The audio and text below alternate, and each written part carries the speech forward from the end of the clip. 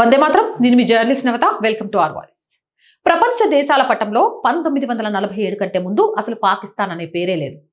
కానీ పుట్టుకతోనే ఇండియాపై ఏడుపును వారసత్వంగా తెచ్చుకున్న మన పక్కింటి దేశానికి ఇప్పుడు ఒక సరికొత్త రోగం పట్టుకుంది. అదే ఐడెంటిటీ క్రైసిస్.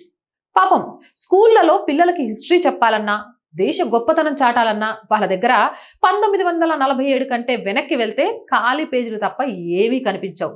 మరి చరిత్ర పుస్తకాలు నింపాలిగా. అందుకే ఒక విచిత్రమైన ఐడియా వేశారు. మన దగ్గర చరిత్ర లేకపోతేనే ఇండియా చరిత్ర ఉందిగా, దాన్నే మనదందాం అని డిసైడ్ అయ్యారు. ఇస్లాం పేరిట దేశాన్ని విడగొట్టి ఇప్పుడు ప్రాచీన భారతీయ సంస్కృతిని, హిందూ చరిత్రను తమ ఖాతాలో వేసుకోవడానికి పాకిస్తాన్ పడుతున్న తిప్పలు అన్ని ఇన్ని కావు. పాకిస్తాన్లోని కొందరు మేధావులు, యూట్యూబర్లు ఇప్పుడు సరికొత్త రాగం అందుకుంటున్నారు.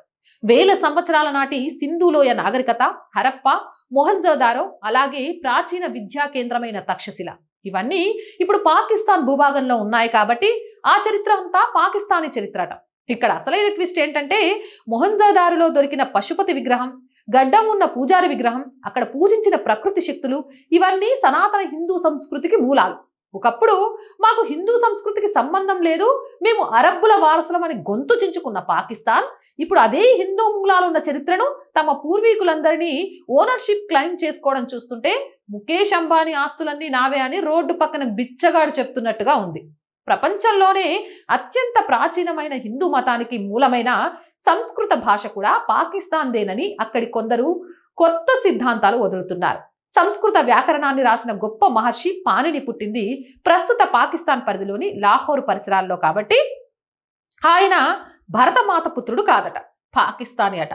సంస్కృతంలో ఒక్క ముక్క మాట్లాడటం చేతకాక దేశ అధికారిక భాషగా ఉర్దూను పెట్టుకొని అరబిక్ నేర్చుకుంటూ ఇప్పుడు సంస్కృతాన్ని ఓన్ చేసుకోవడం చూసి చరిత్ర నవ్వుకుంటోంది. బ్రిటిష్ వాళ్ళు రాకముందు నుంచే ఈ గడ్డను భరతవర్షం, హిందుస్థాన్, ఇండియా అని పిలిచేవారు.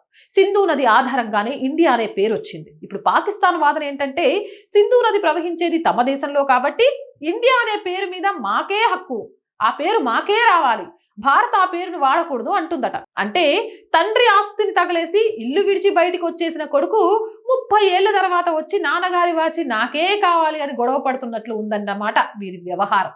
మొత్తానికి పాకిస్తాన్ పరిస్థితి చూస్తుంటే జాలేస్తోంది. ఒక పక్క తినడానికి తిండి లేదు, గోధుమ పిండి కోసం కొట్టుకుంటున్నారు, దేశం దివాలా తీసి IMF అప్పుల కోసం అడుక్కుంటోంది. ఇలాంటి టైంలో దేశాన్ని ఎలా కాపాడుకోవాలా అని ఆలోచించకుండా ఇండియా చరిత్రను ఎలా దొంగలించాలి అని ప్లాన్లు వేస్తున్నారు. మీరు అడిగినట్టే సింధు నాగరికత, తక్షశీల, పాణిని, చంద్రగుప్తుడు, ఈ ప్రాచీన భారతీయ చరిత్ర అంతా మీదే అనుకుందాం. మరి చరిత్రతో పాటు ఆ చరిత్రకు మూలాలైన సనాతన ధర్మం కూడా మీదే కదా. కాబట్టి ఆలస్యం ఎందుకు? వెంటనే పాకిస్తాన్ను ఇస్లామిక్ రిపబ్లిక్ నుంచి మళ్ళీ పాతకాలం నాటి సనాతన హిందూ రిపబ్లిక్ గా మార్చేసి అందరూ గర్వాపసి అయిపోండి, అందరూ హిందువులైపోండి. అప్పుడు చరిత్ర మీదే, భూమి మీదే, భారత్ కి పక్కింటి గొడవ తప్పుతుంది. అవునంటారా, కాదంటారా? మీ అభిప్రాయం కామెంట్ చేయండి. అండ్ మోర్ వీడియోస్ కోసం our group of channels, our voice, our political, our సంస్కృతి ఛానల్స్ ని వెంటనే సబ్స్క్రైబ్ చేయండి.